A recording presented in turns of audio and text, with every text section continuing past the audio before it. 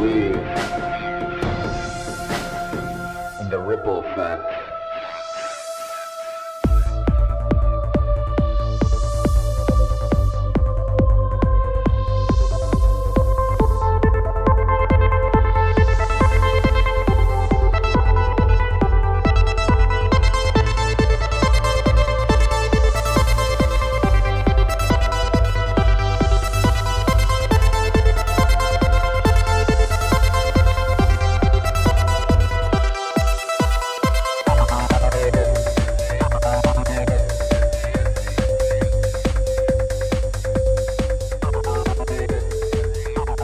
What's up? Another episode of Ripple Effect Podcast. Of course, I'm your host, Ricardo Brendas, also known as Victor Brands. Let me try that again. Ricardo Brendas, a little better.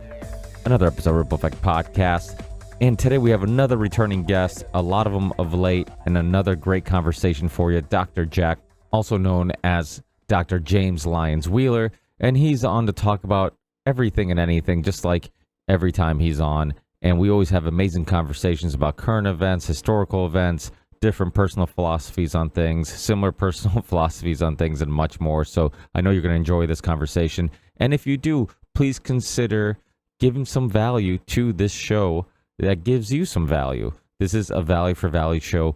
If you get any type of value from these episodes or any of the episodes I bring to you, please consider giving some value back. As I always tell you, it doesn't have to be financial. There's plenty of ways of helping support the Ripple Effect Podcast and expand this show and this platform by rating, reviewing, subscribing to the show on all the platforms we're on. So regardless if you listen to us on Spotify, iTunes, or you watch us on Rockfin or Rumble, regardless where you watch or listen to the Ripple Effect Podcast, if you use any of the other platforms that we're on, please leave a comment, leave a thumbs up, subscribe, and help fight against the algorithms that suppress shows like these. But if you happen to be the few people in this world that are in a good financial situation, please consider financially supporting the show. You can do it with a one-time donation via Patreon, and that's one of the best ways of helping support the show. And you also get to participate in a Patreon podcast, which I do from time to time, and I'm actually due for one very soon. So please sign up to our Patreon page. Support us with as little as $1 a month. And like I always remind you guys, if a small percentage of the people who listen and watch the Ripple Effect Podcast donated as little as $1 a month, I could do this show full time. So please participate, be a part of, and support the Ripple Effect Podcast with as little as you can afford or as much as you can afford. Other ways of supporting the show is sending a one-time donation to our Venmo account or PayPal account, or you can send crypto to our crypto wallet. And you can find all these links on our website, rippleeffectpodcast.com, or in the show description. You can also check out our brand new merch store. We have awesome stuff, really inexpensive. We have mugs, tank tops, hoodies, a bunch of cool designs. Stuff comes in very quickly, high quality. So if you're looking to get a hoodie, or maybe you need a new mug for some hot coffee for the fall season, for these cool mornings, please consider checking out the Ripple Effect Podcast merch.com. Or like I mentioned, you can find these links in the show description and my website. Get some merch, represent a podcast you enjoy and you like, and you can also support the show by doing so. Another way of supporting the show is checking out my sponsors. All the sponsors are people that I know, people that I like, friends of the show before becoming sponsors. And the first one is Content Safe. Content Safe syncs all my video channels together, so I upload to one location, and then magically that video, that thumbnail, that description appears on all my video channels. So I can upload to one place like Odyssey or Rumble, or if I was still on YouTube, I could upload to YouTube. Then in a short period of time, that video, that thumbnail, that description is available on all the video platforms. So if you're a content creator, podcaster, YouTuber, streamer of any sort, hit up Matt from Content Safe. Let him know you're a listener to the Ripple Effect Podcast, and he'll definitely hook you up. My next sponsor is the University of Reason and the very popular autonomy courses created by Richard Grove, also the host of the Grand Theft World podcast. Check out that podcast. If you haven't yet, also check out his past appearances on the Ripple Effect Podcast, and you'll understand why the University of Reason is something you definitely need to check out. If you're looking to make a drastic change in your life, maybe you just want to connect with a liberty-minded, freedom-minded community, maybe you want to learn a little bit more about history or philosophy. Maybe you just want to expand some skills you already have or learn some new skills. If you're at any of these phases in your life or you just want to try something new, check out the University of Reason, sign up, help yourself, and help the Ripple Effect podcast at the same time. And then my last sponsor is Element Electrolytes. It's the only sponsor and one of the few things that I do every day, and that's drink Element Electrolytes, created by Rob Wolf, another past guest of the show. He is a OG in the paleo and keto and CrossFit community. He's been around the health and nutrition world for a long time, and he created the best electrolyte drink for athletes, gym rats, people who really want to put the best stuff in their body every day, made with only premium ingredients, sweetened with only stevia. So the stevia leaf is the only sweetener in it. There's no sucralose, there's no corn syrup, there's no added sugar, there's none of that. It has enough of the ingredients to make a difference. That's the other thing. A lot of electrolyte drinks out there say they have this ingredient or that ingredient, and the problem is sometimes they're low quality and sometimes they're just low dosages, so they wouldn't really make a difference if you're trying to optimize your body and mind. So please check out Element Electrolytes. Use the link in the show description or on my website. And while you're on my website, go to the search engine, put in Rob Wolf, listen to his past interviews on the Ripple Effect podcast, and really get a understanding on how intelligent this guy is and how he came up with this formula and why it's superior to the other electrolyte drinks out there. That's it, guys. Enjoy this amazing conversation with Dr. Jack, also known as Dr. James Lyons-Weiler, and I'll talk to you guys in the next one. Peace.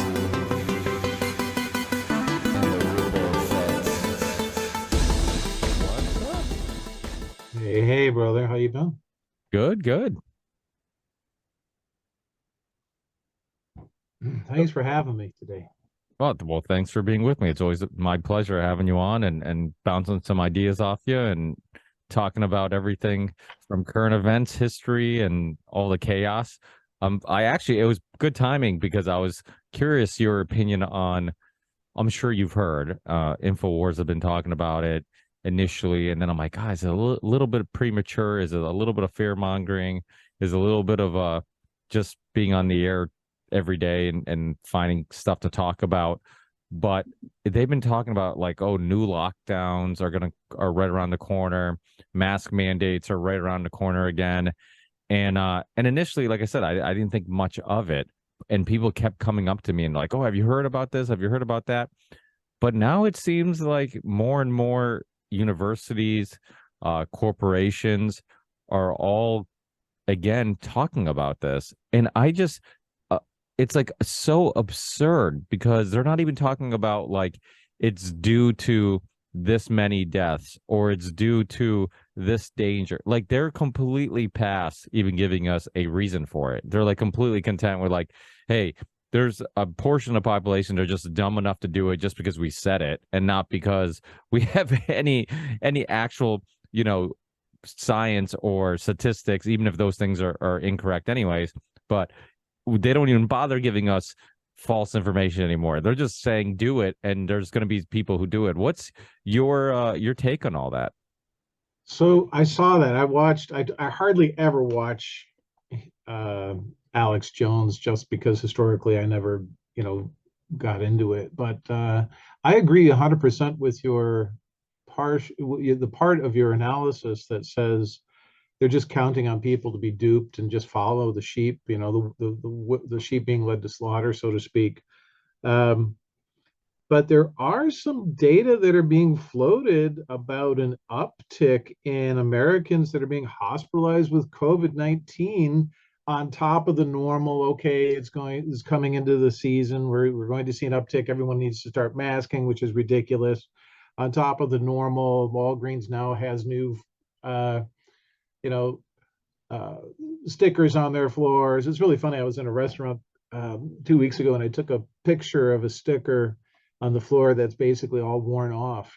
People walking over the sticker. It's like, okay, this is going away, right? No, it's not going away because there's billions of dollars at stake. And the data on the increase hospitalization of people with COVID, hospitalized with COVID last week, is being touted as an increase of 22% from the week before. Oh my gosh, 22%. That's huge, right? The whole world's falling apart.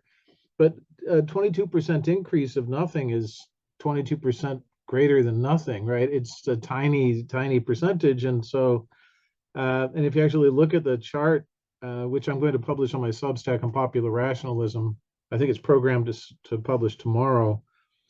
The actual data bars in the histogram, they have a seasonal kind of curvature to them, and then they come up like this, right? A little bit. Well, the orange model line is levitating above the data, Ricky. It's like, so here's the data itself, right? And then they have modeled, the CDC has modeled this magical orange line that's going up faster. Like, yeah, okay, so we know that they're doing that. But when you're talking about COVID-19 hospitalizations, you have to remember these are people that tested positive for COVID, PCR tested, and we did all the work that was necessary to show that the PCR test actually has a massively high false positive rate, and these statistics have to be adjusted for testing rates. So if the word went out to the medical community, hey, everybody, start testing, COVID season's coming back, it becomes a self-fulfilling prophecy that you're going to see more people that show up with positive COVID-19 tests when there's a high false positive rate. That the false positive specifically being the number of cases, number of people who test positive that are actually negative. And then, yeah, it's the billions of dollars running this. And so, Alex Jones said that he's got it on very good authority that airlines are going to start telling people that they have to mask now, and like, if you comply, you're the problem. That's it. I mean, it's worse than ludicrous. It's criminal at this point. The very serious issue here is the false positives in the tests, because almost everybody who died from COVID, allegedly died from COVID, died on ventilators. And almost everybody who died on ventilators died with bacterial pneumonia. And right from the beginning, you'll recall, March of 2020, I started, going to the tops of mountaintops and rooftops and saying, false positives, you can't screen with this test. You're going to have way too many people that test positive for no reason. And they're going to have bacterial pneumonia, or they'll have influenza, or they'll have respiratory syncytial virus. And lo and behold, most people, over 95% of the people who died from COVID, had bacterial pneumonia. And so all the people that go in and they say, oh, I've got a cough, and they test positive, they're given a diagnosis of COVID, they need to be tested for bacterial pneumonia right away. And they should just be treated with antibiotics right away, just in case they have. Now, oh my gosh, there's going to be these super bugs that come out of this. Super bugs are going to evolve. All right, but from that person's individual interest, yeah, they don't want an unchecked bacterial pneumonia. And remember, they were supposed to, they're probably still under the CDC protocol to go home and get as sick as you can before you come to emergency room or something stupid like that. So, I want everybody to pay attention. If you care to, go on Twitter and look up hashtag Ask Mandy and hashtag Ask Mandy CDC. Mandy Cohen's the new CDC director. So whenever we have something that I want to say or something that somebody else wants to say that really should be coming from her, this is a good hashtag to use to say, well, Dr. Cohen, are you going to issue a public statement that says this, because this is so clearly correct? And this is a good example of that. Like, hashtag Ask Mandy CDC, you'll find, if it's not there already, you'll find it tomorrow, that says, are you going to issue a statement that these data need to be updated so we can see trends in COVID-19 hospitalizations adjusted for the testing rates and adjusted for the false positive rate? We have to call her out right from the beginning, and we have. So no expectation she's going to acknowledge that or actually respond, but you know what happens. There's an accumulation of initiative on this, accumulation of momentum, and next thing you know, Mandy Cohen will have to resign from the CDC. It's coming. I don't even know why people are testing. Like, in the last year or so, Every once in a while, somebody will bring up like, oh, this person tested positive for COVID. I'm like, who's testing? I'm like, why are you even like, haven't we come to the conclusion that this thing is completely overblown and that masking did a lot of harm? I mean, not just psychological, but physical.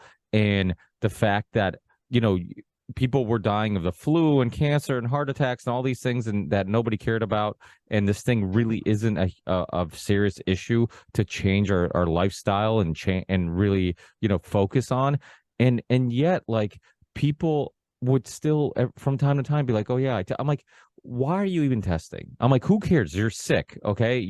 If you're healthy and you have a strong immune system, and and you take care of yourself, you eat whole foods and you exercise and you get vitamin D and you move your body and you sweat, so you detox, you'll Yeah. be all right.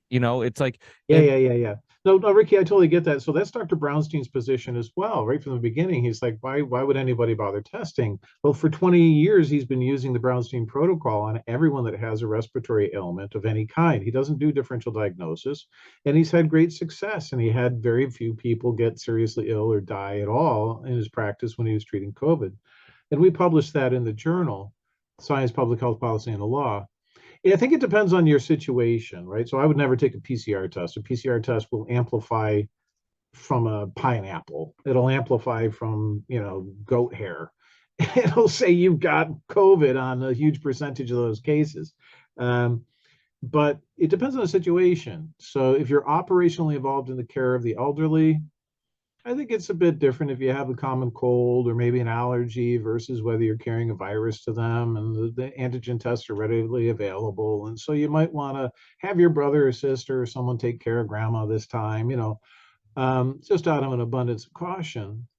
But grandma should also be on high dose vitamin D if you're in the northern hemisphere for the winter season, simply because the sun is going down earlier and coming up earlier. I'm convinced most of our respiratory illness that happens is because our immune systems get weakened by a dearth of vitamin D and E. And so proper nutrition, that's going to be seasonally effective. I do believe in these supplements, and that's the basis of the Brownstein protocol is, iodine. Everyone's deficient in iodine because, oh my gosh, high blood pressure. If you consume salt, get rid of the salt. Well, that's the only source of iodine because no one's eating fish anymore. So you have to supplement with iodine. And I'm not giving any medical advice. I'm just going through the Brownstein protocol in my head. And there's ancient remedies of people gargling with hydrogen peroxide, cut with water to a certain percentage and putting it in your ears. And, our bodies produce hydrogen peroxide to fight infections. I mean, didn't come from anywhere. You can take a bath and put some hydrogen peroxide in it. And, so the whole thing is, and I'm not saying bathe in a whole bathtub of hydrogen peroxide, please, but, people are going to misconstrue this. But there are very practical reasons for some people that should not be the tail wagging the dog. And that's what went wrong this time. It's like, oh, there's the immunocompromised, so we have to subject everybody to risk of vaccines. No, really? No, let's protect those that are at risk and give them some extra considerations in our day-to-day lives. You remember the Bubble Boy movie with John Travolta? Maybe you don't. It was in the 1970s, right? It's like there were spoofs on this at like Saturday Night Live of Bubble Boy, and people were sick and they wanted to come visit Bubble Boy or something like that. And it was clearly rude that you would go visit Bubble Boy, the boy in the plastic bubble. The problem is that vaccines are themselves causing immunocompromise. The COVID-19 vaccines, big time through the pathogenic priming mechanism that I identified and we talked about, causes our bodies to attack proteins that are essential to our immune system, to our hearts, to coagulation processes. now, do you think that possibly this uproar and they're going to talk about a new variant, they're going to scare everybody with COVID again, do you think it's going to be to cover up some of those adverse reactions due to the vaccine? And also the other question that has to come to mind is, if they're concerned about COVID again, doesn't that mean that the vaccine didn't work, right? Because I mean, yeah, of course, right. So everybody in the world should know now that the vaccine doesn't protect you from infection. doesn't stop transmission. So what's the point? They claim that the point is that it reduces the severity, but every single study that was involved to show that it reduces severity did that game trick, that the numbers game, where you have the vaccinated are vaccinated 8 weeks now after their exposure, if you're counting real world data, but in the clinical trials, it was 5 weeks after the exposure of the vaccine. All the cases, all the adverse events, they weren't counted. Yes, absolutely. I mean, it's patently obvious that they're going to take any explanation other than the vaccine for anything that's going on. And they will reverse public policy position if it's convenient to them to blame something else. Let me give you an example.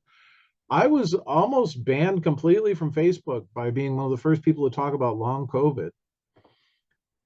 Oh, long COVID is not a thing. It's not clinically recognized. Stop talking about it. You're not a medical doctor. You're on warning, Dr. Lyons-Weiler. Don't talk about it. Well, now guess what? Everybody that's got vaccine symptoms, post-vaccine syndrome symptoms, oh, that's got to be long COVID. It's probably from a virus. And this is the MO that they do in vaccine court too. If you have any of the childhood vaccines, and they can always pull out this magical mystery virus that you must have had that no one ever diagnosed. Your autoimmunity is probably caused by some weird virus that you didn't know that you had. And based on zero evidence, the decision is always in favor of something other than the vaccine. It's remarkable. The other thing that I think people need to know about vaccines, and I mean, coming from this world, and I'm sure you're the same way. You've been kind of harping on this for a long time and been looked at as a crazy person for a long time because the narrative that vaccines are safe and effective was so deep in our DNA and so socially engineered into our psyche at such a young age that it was so hard to get through to people. And when Robert Kennedy Jr.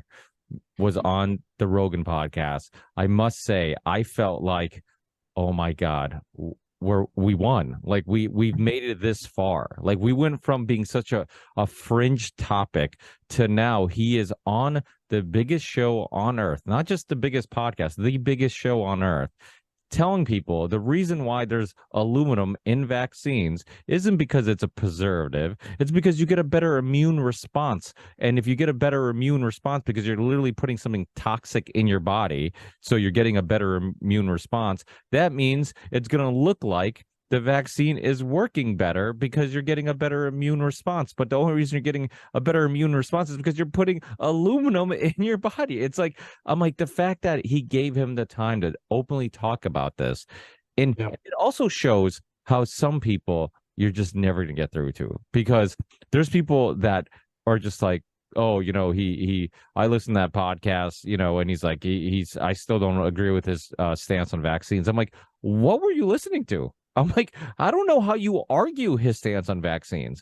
Like, people have to get better at putting their ego aside and be like, listen, I was wrong. That's why I respect Rogan so much. He went from having Dr. Hotez on his show to years later having Robert Kennedy Jr. on his show. Like, and we saw it publicly. We saw the transition publicly. We were spectators as we watched his mind slowly being changed. And a couple weeks ago, I was with Sam Tripoli and Eddie Bravo. They're down here in Connecticut.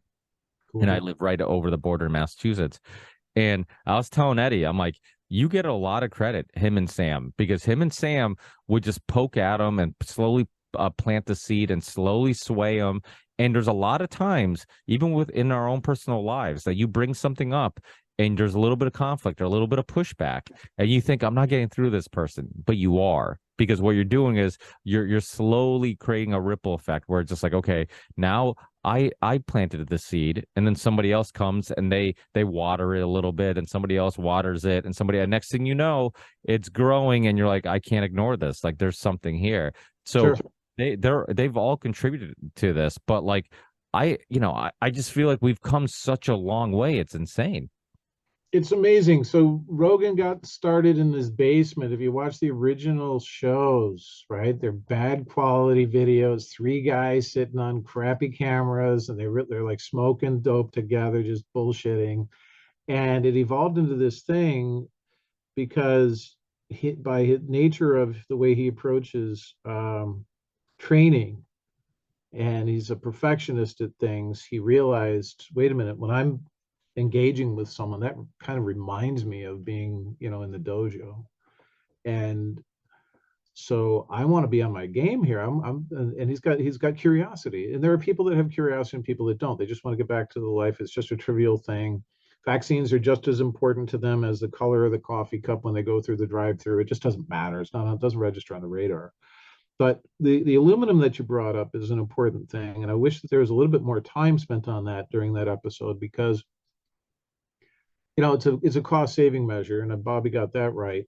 Specifically, it's aluminum's dirt cheap, literally, but it's not supposed to be in our bodies. There's no history of aluminum being used by any biological living lineage on the planet for a nutrient, because it was caught up for 3.8 billion years in bauxite. It combines with silica so easily and readily that it's not biologically accessible to life on the planet. Unlike, say, zinc. Zinc is a known nutrient. It's a metalloid, and it has to be given its proper place in our diet, because if we're zinc deficient, you have some deficiencies. No one is aluminum deficient. And so a little bit more for Joe would be, study after study, they use aluminum hydroxide, the exact same aluminum hydroxide that's present in our childhood vaccines, to induce rheumatoid arthritis, to induce Sjogren's syndrome, to induce autoimmunity of many different kinds in rats. So pharmaceutical companies can test their drugs out to correct the autoimmunity that they're causing by aluminum hydroxide. So that fact is far more disturbing than having an adjuvant, because it's okay to have an adjuvant. Say calcium carbonate might be a decent, safe adjuvant that you use. Your body knows how to use it. It's something that it can metabolize it without toxicity. But aluminum keeps those antigens around for so long. You end up having this risk of pathogenic priming of the body becoming confused between normal versus self versus non-self. And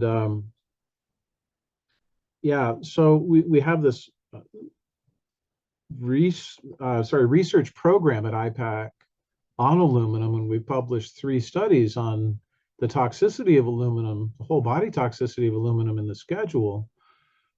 And we have a new study that's going to be coming out. We're writing it up right now, where we looked at aluminum exposure in kids up to the first 2 years in a whole bunch of countries, across different countries, right?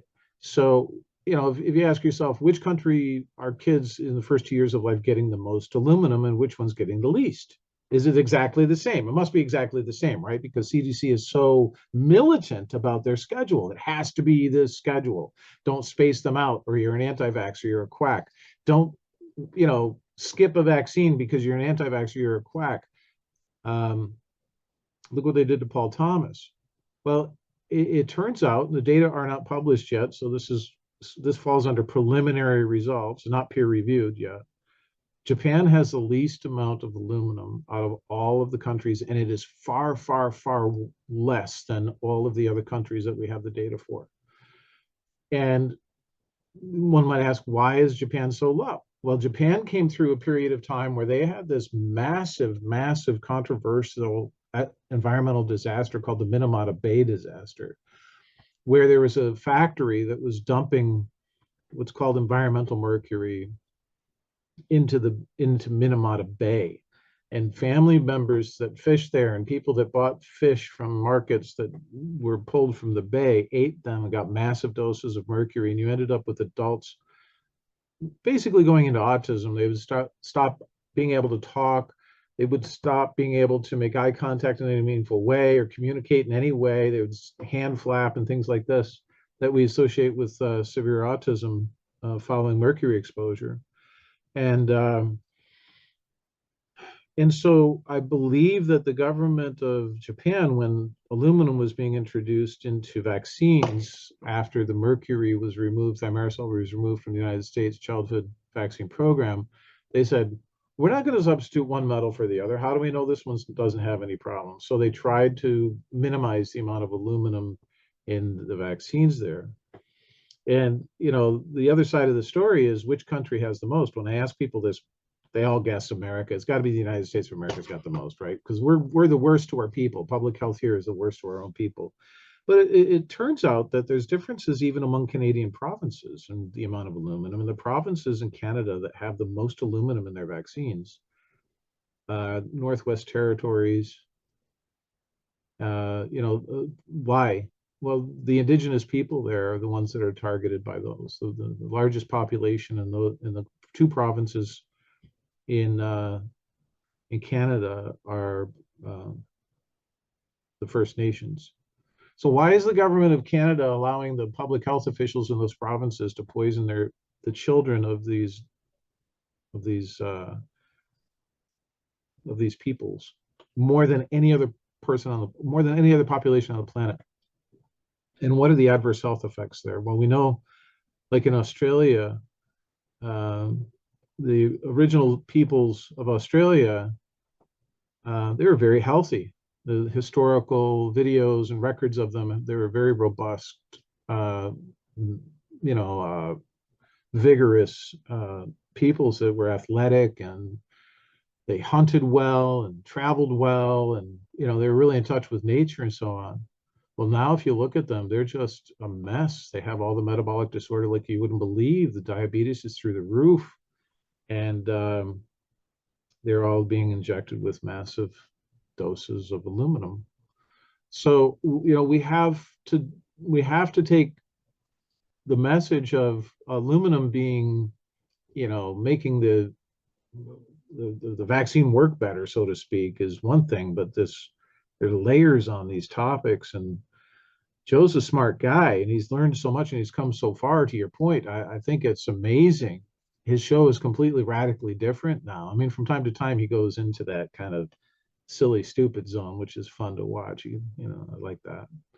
But I think that's one of the reasons why people like him, because he does seem, and I say this, I know I'm sorry for listeners, I'm repeating myself. I'm always saying this, but people are attracted to organic. People are attracted to people that are just being honest about what they know and don't know, and people who are truly curious. And also, people are sick of the fake stuff, because everything that's on TV, everything that you're reading in, online, everything that is most interviews that you're watching was all manipulated. It's all just scripted. It's people putting out a persona that they want, and none of it is organic. So people are attracted to organic. I mean, he's such a curious person. And, even though his show has changed throughout the years, it hasn't changed that much in regards to his curiosity. I mean, I remember, and I've been listening to him since probably he was on the couch with, some of his early podcasts, Sam Tripoli,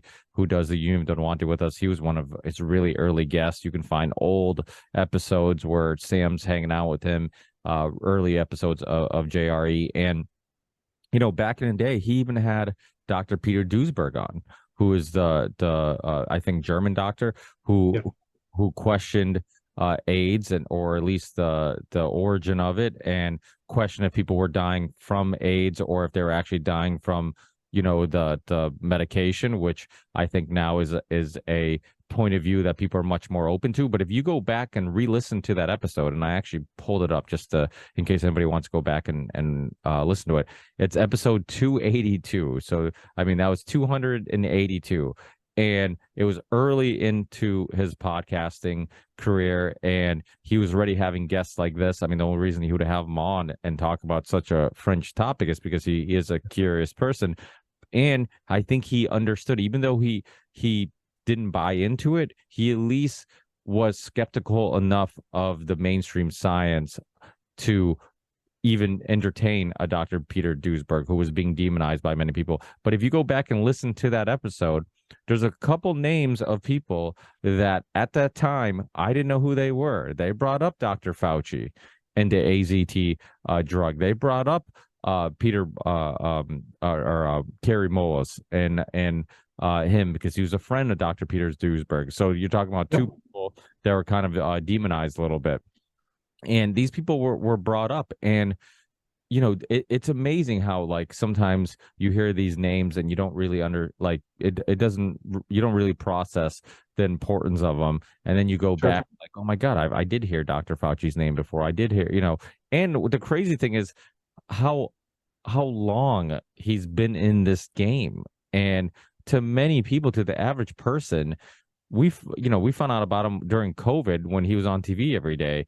But before that, he was one of the most influential people, had, tons of money in regards to, who's or tons of control over where a bunch of money was going to. So he had tons of influence, and most Yeah. people know his name. And this goes to the idea that we constantly harp on the show, is that there's a lot of people out there who are very rich and powerful and have much influence, and we don't know their name. Most of the people that you do know their names, like those aren't the ones that you should worry about. It's the ones behind the scenes. And I think he's a perfect example of it. And definitely expand on that. I'm sure you're familiar with Dr. Peter Duesberg's work and his opinion and perspectives, and I'm sure you could probably explain it much better than I can. But and then we definitely need to find some time to get into IPAC, because I know you briefly brought it up. Well, yeah, we'll do that. But Joe has it right. So by bringing somebody like Duesenberg in, he is using his space to learn. And at the end of the day, people have to say, I'm going to agree or disagree with Joe Rogan's position, but he'll be the first person to say, why are you concerned about what my position is? I don't care whether you agree or disagree with me. I'm a schmuck. I'm a stand-up comic. If you're going to base think about how funny this is. If you're going to base your health decisions on what a stand-up comic is telling you, you're fucked, right? You're just like, you're not even thinking, you're not even trying. So, come up to the bar, do a little cerebral workout here and think on your own. And not to judge anybody that really respects Joe Rogan's opinion. That's fine if you do. You just happen to resonate with that guy on most things, right? But you're probably coming to your own conclusions on your own way too, especially if you're watching this show. But the nice thing about science is that there's not only room for debate, debate and discourse and disagreement is absolutely essential for science. And I know it sounds canned, but it's so fundamentally true. If we ever just hand over to somebody that calls themselves scientists and experts, tell us what reality is, we're going to go play Fortnite and just wake me up once in a while from my zombie world here, or do other things like I'm going to really take my band down the road and I'm going to hit the road, right, Ricky? We're going to go. I'm going to do that, right? And you're not going to look out for your family like you are, and I know you're making sacrifices there.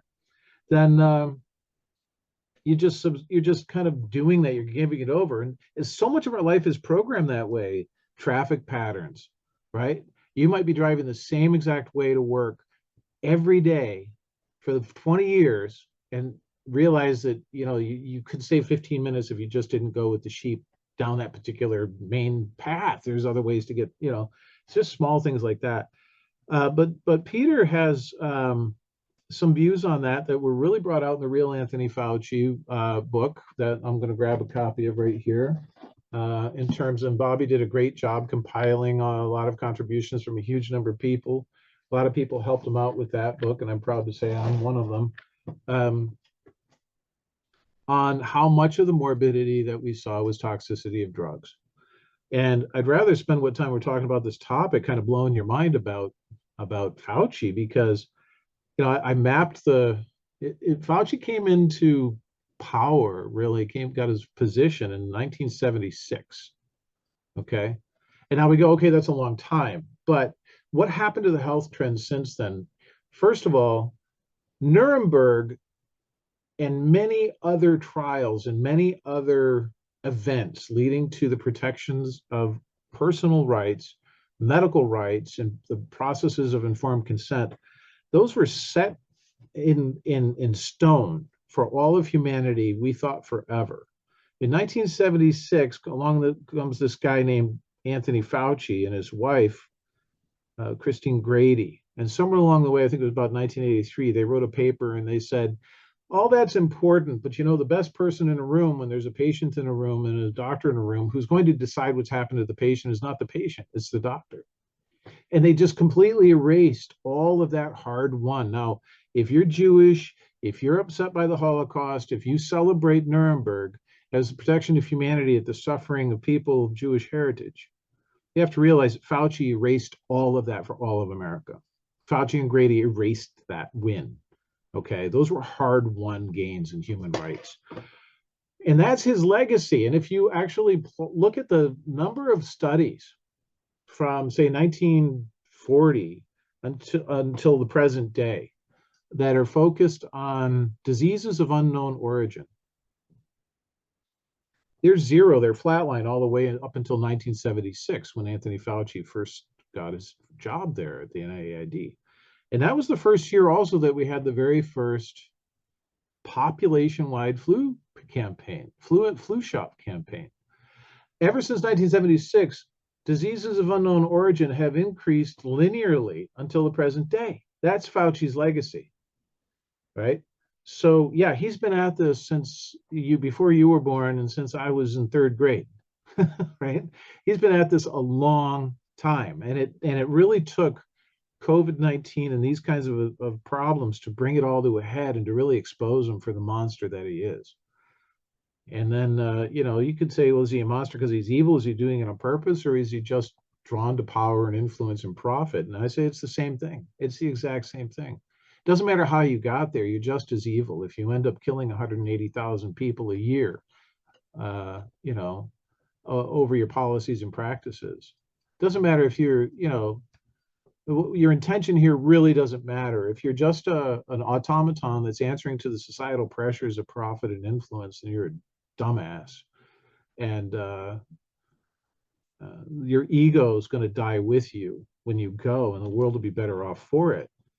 Which, we do have that to look forward to. People do age out of being able to have their positions. And that's one of the saving graces here is that, people started looking at him like, why is this old dude telling everybody what to do when the rest of society wants to kick out all the old white men that are telling everybody what to do? Remember all that? You're a white male, and I'm just saying with personal experience, you don't get promoted in academia if you're a white male, and unless you have other characteristics that I'm going to have to get into. The whole point is Fauci destroyed American health. And, I know that Rogan would have had Fauci on his show if he had the chance. He would have devoured him. He would have seen through Fauci's bullshit like no one else. I would have really loved to see him on there.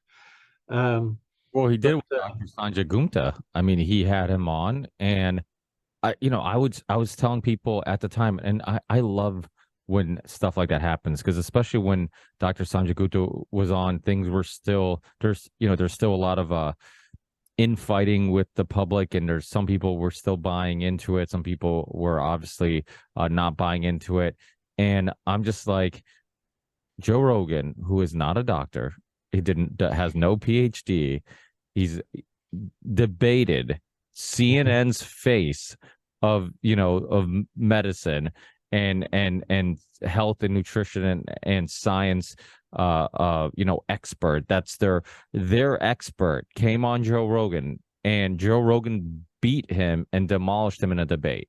Like literally went on, and I'm like, how is that possible? I'm like, how can that be? Like, the only way that can happen is, one, you got to give Joe Rogan some credit, and also we have to come to the conclusion that if you're curious enough, if you spend enough time learning about a topic, even if you're not a professional, quote unquote, or if you don't have a PhD, you could still be pretty knowledgeable about specific topics.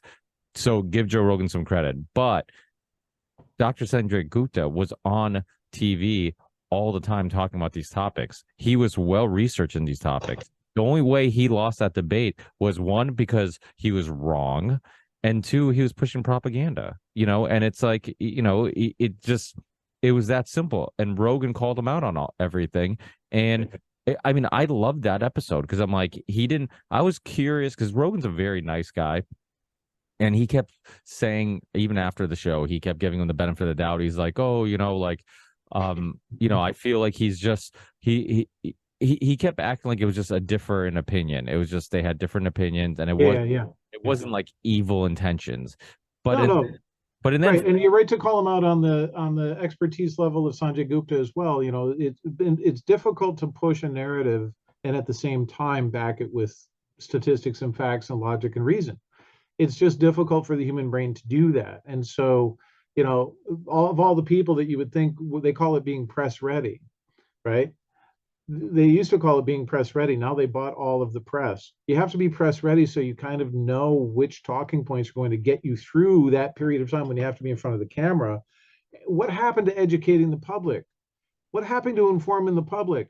The CDC's number one priority is to improve their messaging.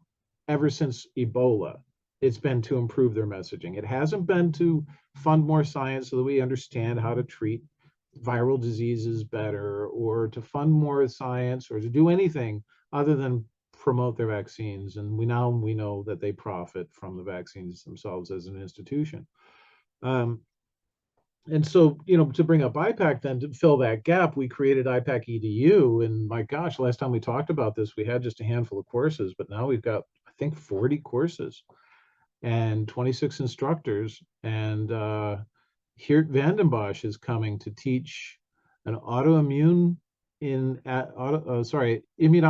in epidemics and pandemics, and what happens to our immune systems when we try to approach our immunity during an outbreak in an epidemic and pandemic. It's 15 weeks of Geert Vandenbosch talking to you live. I'm reteaching my immunology course, and we have environmental toxicology. We have, I don't know if you know who Brad Miller is, but he was the 801st Airborne commander that had to leave the Army.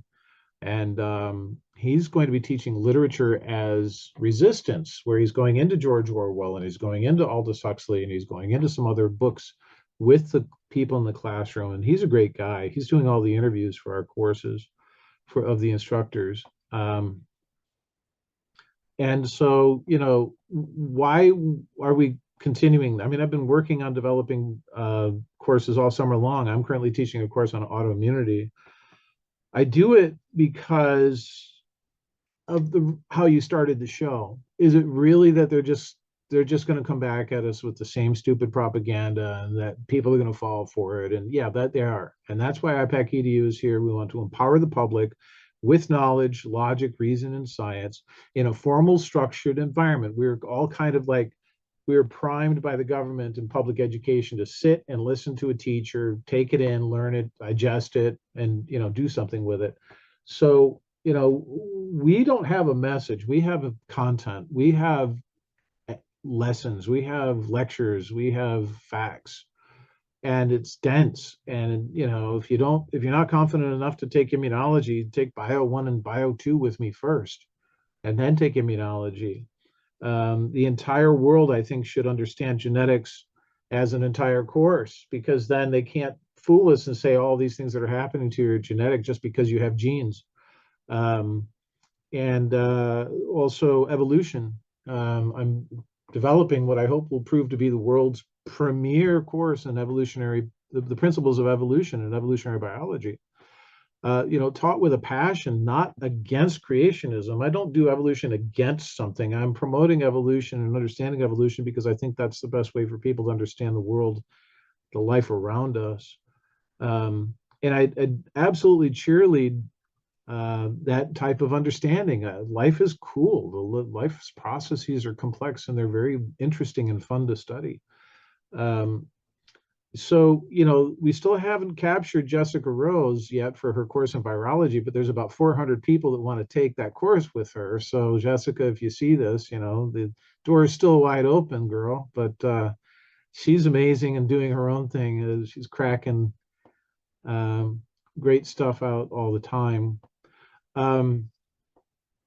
When it comes right down to it, if you want to learn how to read and interpret a scientific study and you don't feel comfortable doing it, we have a course that'll teach you that. If you want to learn how to do a spreadsheet so you can download some numbers and kind of crunch them yourselves, you can do that.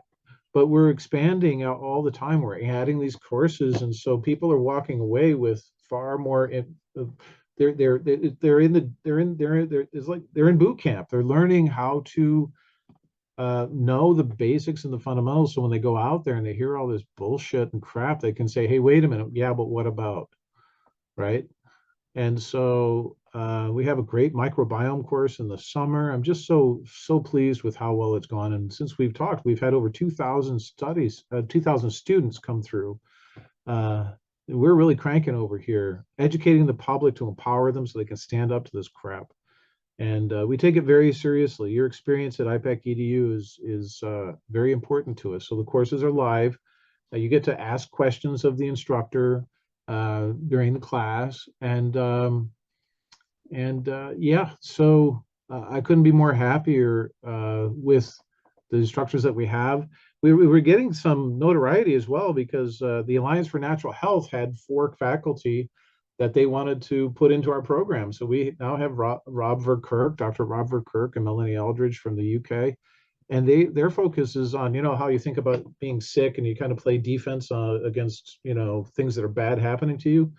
They're teaching regenerative health and health creation. So it's a shift in the philosophy. And about half of our courses are health related. We have Dr. David Brownstein teaching holistic approaches towards natural health again. He's got the honor of having the largest number of people enroll in his class yet to date. And I think Geert Vandenbosch might bump him from that position. Dr. Brownstein had 147, I think, in his class, the first time he ran it. So yeah, if you go to ipac-edu.org, you'll find on the registration page all the information you need. There are monthly payment plans, and I don't have a particular agenda except for to leave this planet with more people knowing how to empower themselves through knowledge and to keep science intact. Ricky, the registration page is up. If you hit next to home, hit the white word registration right next to home there, you'll see it's I'll scroll down, you'll see all the courses as they populate the page there. If you want to know more about any individual course, you click on a course and the description's there. So yeah, I'm very proud of all of this. I put together, I think it's a 24 lecture course on the biology of cancer, and go into the deep molecular and cellular processes of cancer.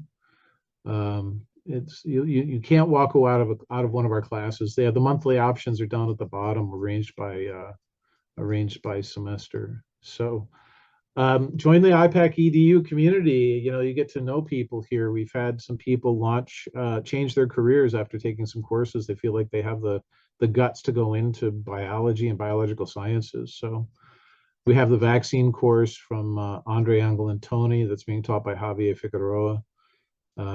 It goes on and on. It can be overwhelming, I know, but just pick one and start. If you're really uncertain of yourself, just come and take Bio 1 and Bio 2 with me, and then you'll have a better foundation of understanding, biology and life sciences. And then you'll get a lot out of these health courses too. So. Yeah, and so what type of people are you seeing sign up for these courses? Are they people who just want to know a little bit more about science? Are they people who are in the field already and then just want to expand their knowledge? Like, what type of people are you seeing? Most of the time we see people that didn't go to college, or they started college and didn't finish, and they just want to have that structured learning experience to get the fundamentals. Our goal matches the response of the community. It's really funny. During COVID, when I first started teaching, during the height of the quote unquote pandemic, in my biology class, yeah, I think it was my biology class, I had 2 PhDs in engineering who ended up in the same class by accident. They wanted to come over to another field and kind of get the college experience and learn at an advanced level. And people disagree with me. Like there are some people that would say, the general public would never want to learn immunology. Why would they ever want to know that? Well, I had 107 students in my immunology class, man. So because they know that it's important to understand it. And of course, it really helps that we have a lot of talk on immunology on the High Wire with Del Bigtree, and other people are talking and writing in depth articles, and people want to understand it. And I'm fairly confident that the people coming out of my course in immunology really understand it, and then they go on to take, say, autoimmunity with me. There was one student that took it. We're halfway through autoimmunity right now, and she wanted to talk with me after class, and she said, my husband hadn't gone to work 2 days in a row. He has an autoimmune condition. They're having a hard time diagnosing it. But from, like lecture 2 and lecture 4 and 5, I put it together and I told his doctor, you want to test him for mast cell disease. And sure enough, he was positive for mast cell disease, and he's been working ever since, every day. And he, leaves his medicine at home even. So, I can't say that's going to radically change everyone's life that way, but it sure is gratifying, Ricky, to know that I helped that family. And she deserves the credit because she put the time into taking, the bio courses and the immunology with me too. So she gets it. Yeah, we all have to stand up to the technocracy and the oligarchy, and you can't do it with both hands tied behind your back if you don't understand the words that they're saying, you don't understand the concepts. How can you tell somebody's lying to you if they're using 5-syllable words and, just be bamboozling you? And it's not for everybody. I'll tell you, there's some people that start and they're like, okay, yeah, I thought I'd like it, but I'll finish out this one course and that's fine. But a lot of the students that take one course end up taking many because we're building a community. They meet people, and it's pretty much across the age range too. I'm surprised we get, a good number of people from different walks of life.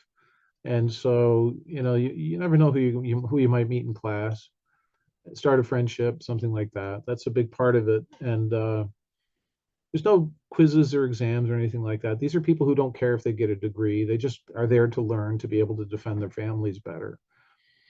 And so, and then you become more conversant in it. Next thing you know, you can have conversations, cocktail party conversations about things that are at a higher level than you ever thought that you could.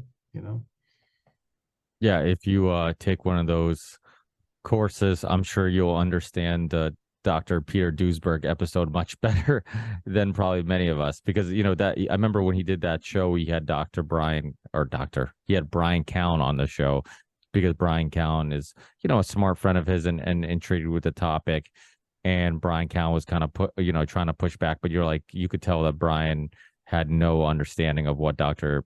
Peter Duesberg was discussing. So that's, I mean, my point is that the more knowledge you consume, it's much harder to get tricked. It's much easier to find out or to pick up when somebody's BSing you and trying to deceive you, or they just use a word salad to confuse you. And it seems like, oh, that kind of seems like it makes sense. But somebody who actually knows the field would be like, no, that doesn't make any sense. That's, so, and that does happen. I mean, we saw during the COVID era, and I say it like it's past tense because I'm hoping it still is.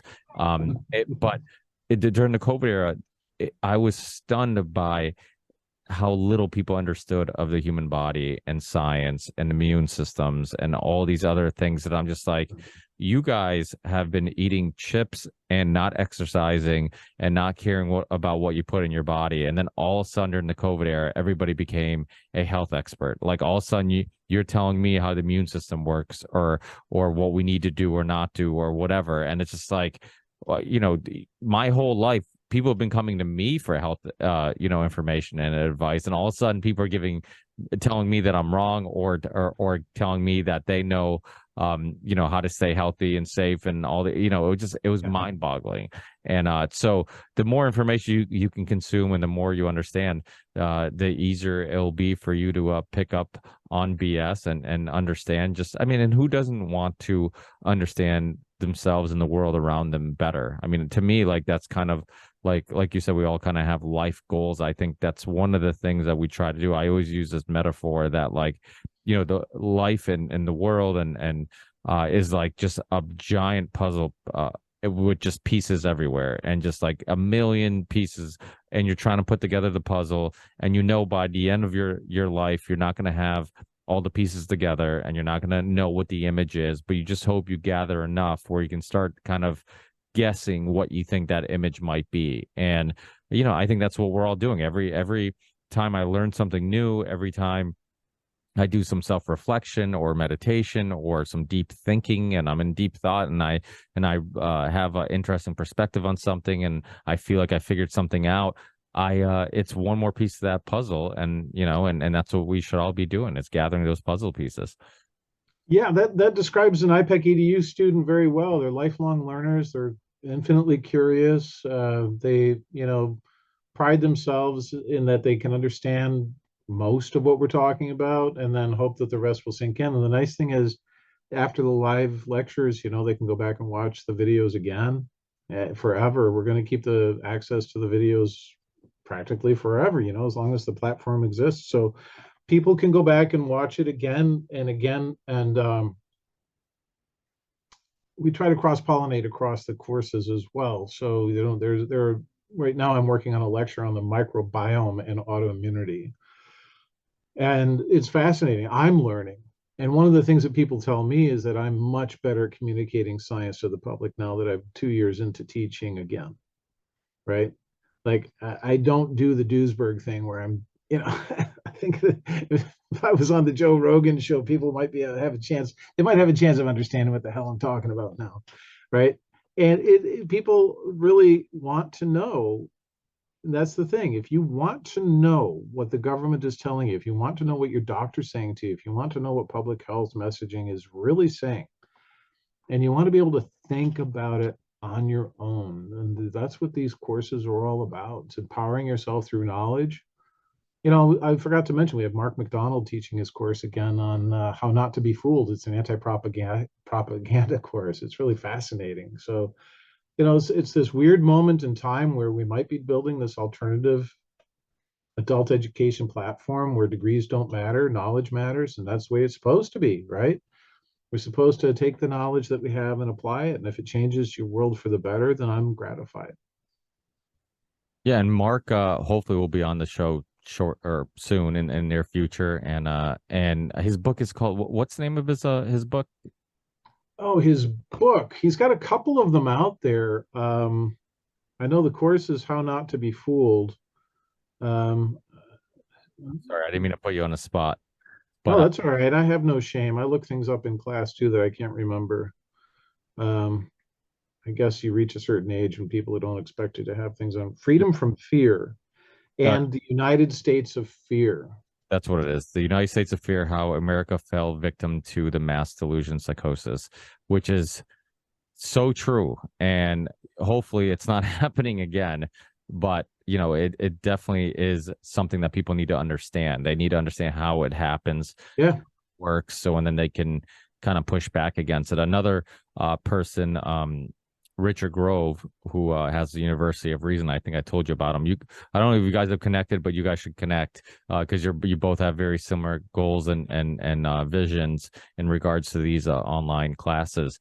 But he was a part of a documentary by Free Mind Films, who is awesome. Free Mind Films did a bunch of really good documentaries. They did the OKC bombing documentary and Noble Lie. And Chris Emery's has been on the show a bunch. He's one of the, I don't know if he's the president or some executive or whatever at Free Mind Films. Super nice guy. And but he also did the documentary called The State of Mind, The Psychology of Control. And it goes into the whole history of it, which is, something that people need to understand. Like, this isn't something that started with big tech. It's not something that started with, Edward Bernays and propaganda.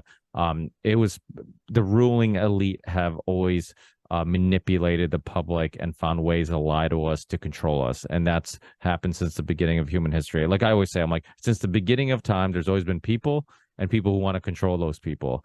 And now is no different. The only difference is now, well, probably not just now, back then too, people were tricked into believing that it's for the greater good, right? So it's like when China limits your internet access, it's not because they're a communist country that's trying to control you. No, it's because they're protecting you. When North Korea doesn't let you leave the country, it's not because they're restricting your freedoms. It's because they're trying to protect you. So it's like our government's no different. They limit our freedoms and then they convince you it's because it's for you. It's because they're protecting you. It's the big brother protecting you. So people need to learn that history, because even if it doesn't repeat, it definitely rhymes, and it constantly seems to just be reoccurring over and over again. And whatever happens in the current state, you can always find some historical event that will help you better understand what's going on, and something that's happened similar to what's going on. Yeah, the antidote being self-responsibility and self-accountability. I'll never try to tell you what to think, but I'll try to help you learn how to think better. And the protection racket is really the oldest racket in town, right? That's a shame something should happen to that nice life you got there. Um, What's really incredible, Ricky, is that we have the ability to reach millions. And I'm very proud to say I'm running a multi-dollar industry here. It's pretty impressive what we got going on over at IPAC EDU. It's a multi-dollar industry, I tell people. But should we go viral and I become big tech, which is a real threat, it's a real possibility. IPAC EDU will be creating a virtual online campus, and we could become something that is much, much larger than all of the universities in the United States all put together. Not that I want to control or have that kind of influence, but I do want to emancipate that number of minds. And thinking for yourself in a free and open environment, you can't possibly do that with censorship. Right? You can't possibly do that where a curriculum committee is telling you what you have to teach and what you can't teach. Now, this is an academic exercise. Are we going to have courses? Somebody asked me, are you going to have courses on critical race theory? No, we're not going to have courses on critical race theory, but we will teach courses on the history of critical race theory so people can understand what the hell it is that they're talking about it when they're criticizing it. How about you teach them about eugenics and the history of that? Yeah, see, there's the difference. Exactly. We're not going to teach eugenics, but we're going to teach the history of eugenics. Thank you. It's a perfect analogy. And so, because COVID got so weird in this mass delusion, and that's the right word for it, Mark McDonald has the right word, mass delusion. This mass formation it pulls the punch. It's really a mass delusion. Stops us from even, I can't talk about Black people. I can't talk about women. You can't have a position on abortion unless you have a uterus. Really? I'm sorry. I'm a father. I have a vested interest in the well-being of my offspring. They're not your offspring until they're born. Really? Unless you say so. So let's have that. Let's at least put me in a position of negotiating. Okay. Let's do that because I'm a good guy and I might take care of your baby better than the next guy. Right. So, don't prejudge someone based on where they are or look at their potential. There's so many things we can talk about if we give ourselves the platforms in which we're free and able to talk. And I love Elon Musk. I really do. I love him. I love him for what he's done, but he's showing some.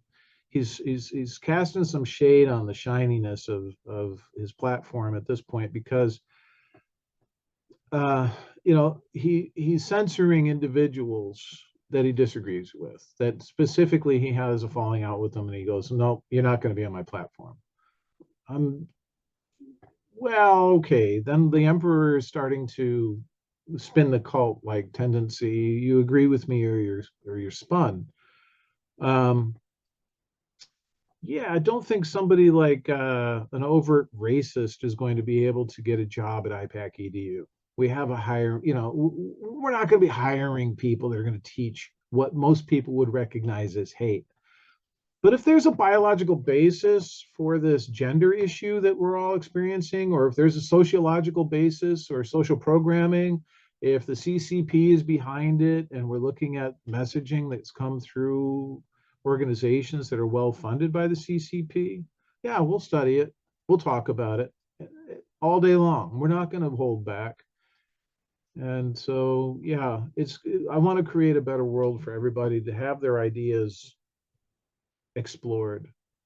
And I think it's incumbent on every generation to try to think about this level of reform. If we get there, good. If we don't, at least I tried.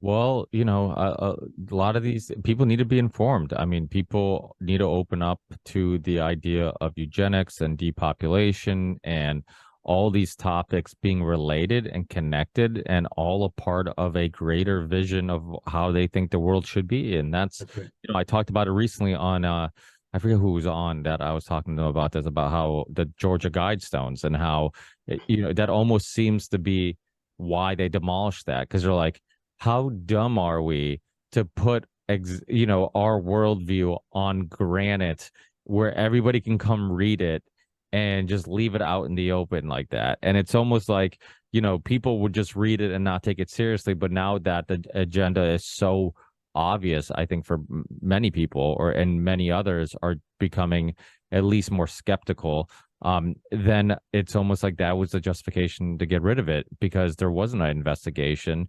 They got rid of it quickly. These are huge things of granite. They got rid of everything that happened there was a very, like my kids would say, very sus. And Yeah.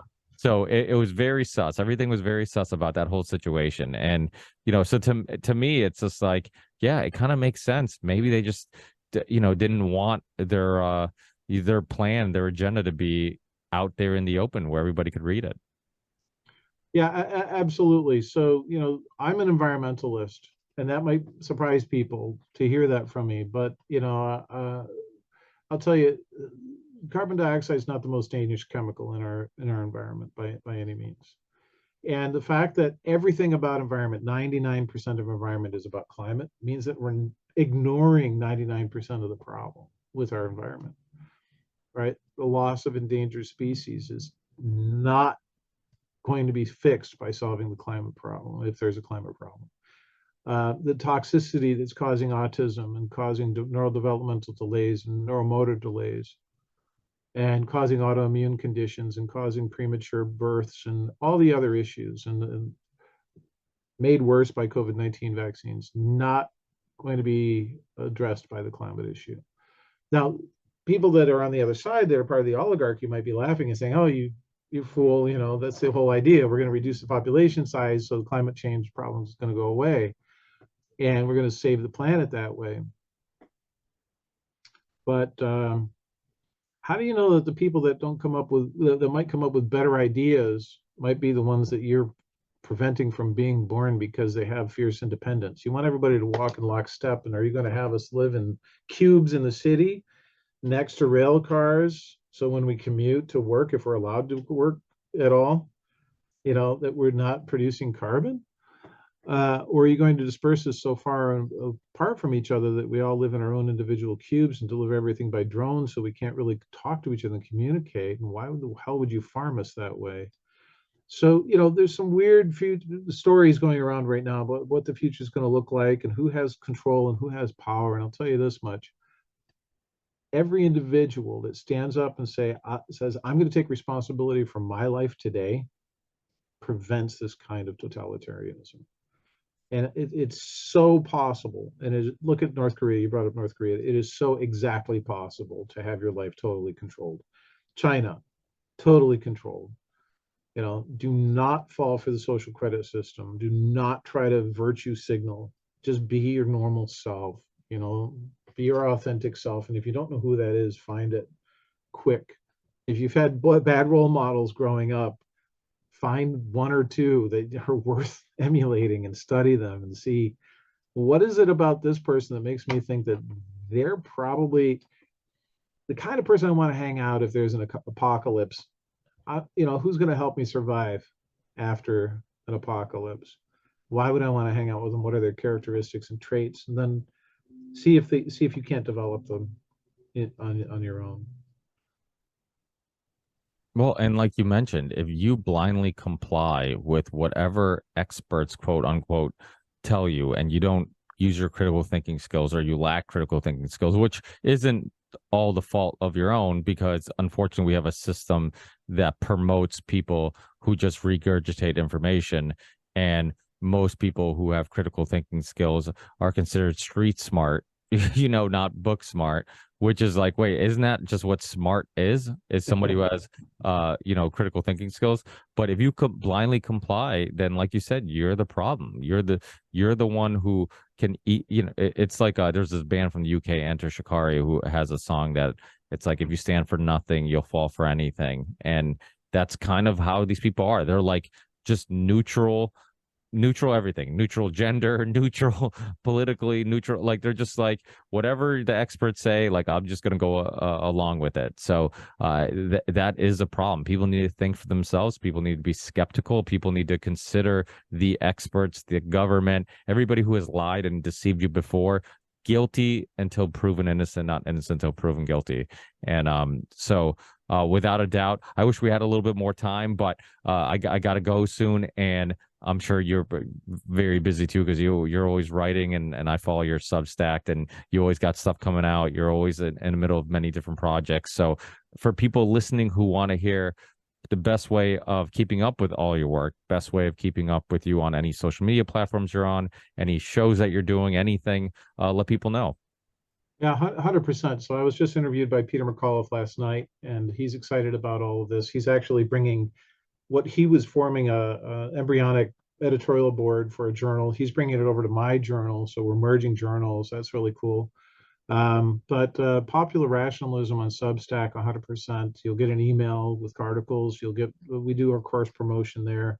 It's free. It'll always be free. Once a month, you might get an irritating message from me saying, but if you do pay a small amount a month, I can do more.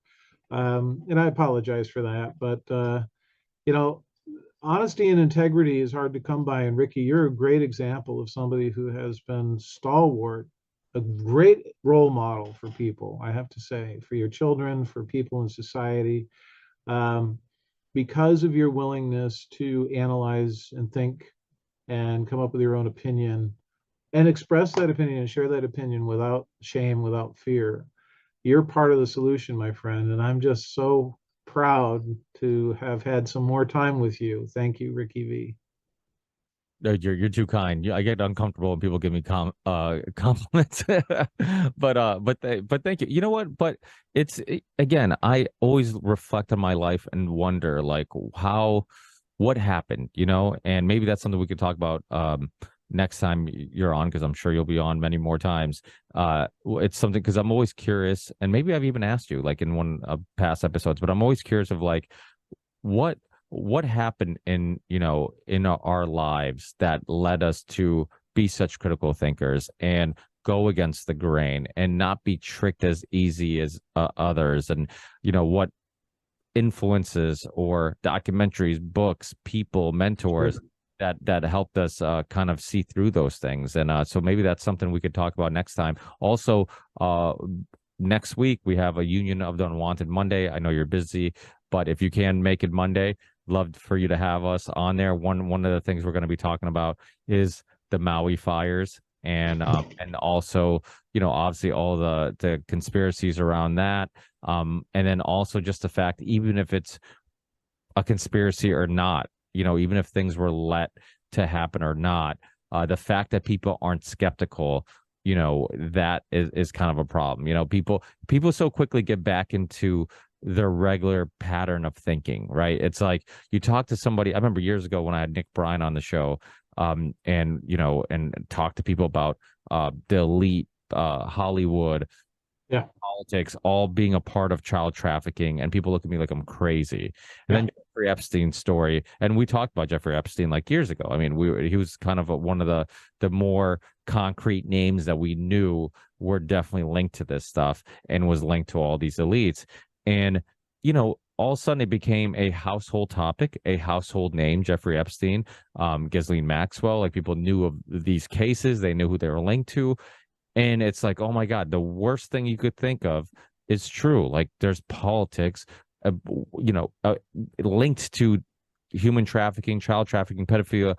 And then all of a sudden, a year later, you'll bring up something and be like, oh, that's conspiracy theory. It's like, yeah, but here's the thing on that, Ricky. So it's everywhere. Pedophilia is everywhere, is pervasive, and so of course it's in Hollywood. And the people that can promote it in Hollywood are better organized and have influence. And how these creeps find each other, I don't know, but they do. And it's a serious problem. And we don't have the balls to actually call them out until now, and that's a good thing, right? I have a Substack article I'll send you on how to approach conspiracy theories. I think your readers, your followers will appreciate that. But yeah, I'd love to get together with you and Jaw about the formative experiences in my life and compare notes with yours and get to know you that way a bit better.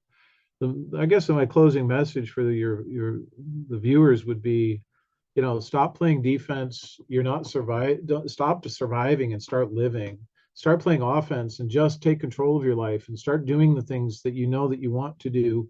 And I've always told this when I was advising undergraduates in biology. They want to know what should I do with my career? Well, find something that you love, even if it's not biology. And if you can make money doing it, make a list of all the things you love doing it. Find a way to make money. How can you not be happy if you're doing things that you love to do, right? And it's called now, the kind of modern way of thinking about it is living with intention. So what does that really mean? Like when you wake up in the morning and decide that you're going to live today for your improvement. What can I do today? Just one small thing that I can do to improve my life, myself. And then, another thing, Ricky, part of, not to start the whole new conversation, but part of the answer is that people that come through suffering, if they suffer well, it means that they want to turn around and help other people. If they suffer poorly, then they want to abuse people. There's kind of a teeter-totter there. And I don't know what flips that switch, but I know it involves individual choice. The people that are abusive and decide to take it out on the next generation, they choose to do that every time they do it. They can stop anytime. It's a conscious decision. And I refuse to believe that the other half of humanity is just a bunch of automatons walking around without any consciousness. I mean, right. So you have to kind of go deep into the philosophy of mind in this, but And I free just will. want to say I celebrate who you are, man, and I'm really happy and proud to be here. We'll do this again. Oh, absolutely. Because this kind of scratches the surface of the free will debate a little bit, right? And and hurting people. When do the victims become the criminals, and when do you start making them responsible for their actions and stop feeling bad for them? I mean, there's so much there, and these are important conversations because, like much of life, things aren't black or white. It's a lot of gray, and you should explore that whole gray area. You shouldn't just do the easy thing of just jumping on the black or white team. You should explore the gray because that's usually where the truth lies, somewhere in the middle. And there's a lot of interesting things in the middle. So, that's where people should be exploring. And hopefully they explore the IPAC courses and a lot of your work and your Substack. And please, people, I know I always tell people, like, this is a Valley for Valley show. Same thing with you, like all the work you're doing. If people get some value out of that stuff, please support him. Many of us, understand that if a small percentage of people donated a small percentage of very little, it would help a lot. So if you can, please support Dr. Jack and anything you can do to contribute him or any other content creator or person that you're a fan of that's bringing value to your worldview and helping you understand yourself and the world around you. Please contribute anything you can, or just share it. And then hopefully somebody who can support it will find it and they'll support them. So there's plenty of ways that you can support people you enjoy and people that bring value to your life, financially and not financially, just by sharing and putting it out there and helping other people find it. So yeah, come and chat with us on Popular Rationalism. I want to hear from you. I read the comments. I engage in discussions on the comments. I spend some time doing that. So I'm sure you have a mind and some ideas of your own to share. So, come on over to Popular Rationalism and see some of the articles. They're voluminous, but they're short. So there's many articles, but I try to keep them short. Yeah, you're active. I mean, I get those emails quite often, which is good because I mean, many of us don't have time to go do deep dives on all these topics. So be able to read article, a Substack post where you kind of break it down for us and communicate that, the important information to us is awesome and very useful. So definitely check it out. Like I told the listeners, I'll put the links in the show description. Please support people if you can. Thank you so much, Dr. Jack, for your time. It's always a pleasure. Hopefully, you can make Monday's Union of the Unwanted. If not, definitely a future one. I'll keep you in the loop and keep inviting you, even if you don't show up. Thanks. Yeah, we have our son. I don't want to advertise across platform against yours, but we have the science webinars Monday evening. So I think yours is later than ours, those, right? Yours is at Yeah, 9. we start at 7 Eastern time, 7 p.m. Eastern time, and then typically it goes 90 minutes to 2 hours counting on how the show's going and how the conversation is going. But feel free to jump in or out as you would like. We tell all the participants Yeah, thanks, man. to be kind of like a hangout, like, hey, Dr. Jack, we're all getting together in my house to hang out. Like, and then you have those friends who show up early, you get the ones who show up late, you get the ones who didn't think we're gonna show up, you get the ones who said they're gonna show up, don't show up. So that's basically Sounds good, man. it's just like getting All right. together with your buddies. And I've done it a couple of times. I enjoy it very much. It's yeah, good. yeah, it's a blast. So it's a meeting of the mind. So You're it's doing important work. thanks, Dr. Jack. Again, hey, enjoy the rest of your day. I'll send you links to the show once it's up and live, and we'll keep in touch. Right on. We sure will, Ricky. Thank you. Take care.